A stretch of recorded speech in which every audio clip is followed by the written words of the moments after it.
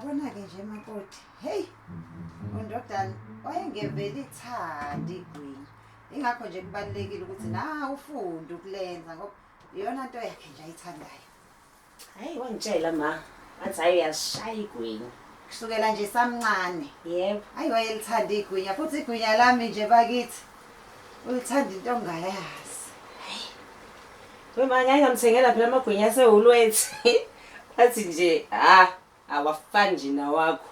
Awakho nje is the best. Hayibo, ngisho ihlobo zala ekhaya ziyazi nje ukuthi mase kufike yena nje. Ngisho ngathiwa ngikuphi kumele ngibizwe-ke ngizomenzela amagwinya. Ikhiphele ma. Awuthi kancane. Amafutha Ayashisa angashisa. Wazi ngamafutha ashisayo wena? Ngabuwazi into ezishisayo. Uyabona nje undodana indlela ayilithanda ngayo igwinya. Sasize sihleke kanti asazi ukuthi ulithanda ngempela. Kodwa sasingayitsheli ukuthi ulithanda ngalendlela yokuthi uyozashade nalo. Hayi. Ashade nalo ma. Ingaki into besigodini sangakithi. Amane nje wazela negwinya elishini ngithi mina. Usho ukuthi nje nase university zazingekho intombi angayithola cha. Uwathande njalo ke lamagwinya ngoba phela ingakho nawe akubona nje umuhle kunezinye intombi wamkhumbuza wona lamagwinya ashila.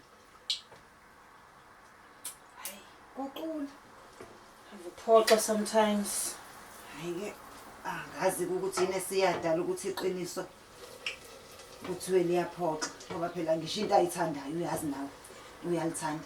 Ngiyacabanga ukuthi nale mhwebeshe yezandla zakho echazwa ikhona ukuthi limkhumbuza upholoni. Uyabona nje wena uyigwinya elinopholoni. Kuyilona futhi lelishila. Hey. Futhi ngiyacabanga nje ukuthi lamagwinya ashile kodwa kuhlaza ngaphakathi njengawe nje impela. Hawu ma. Please subscribe to my YouTube channel for more videos. Subscription is free. Mahala.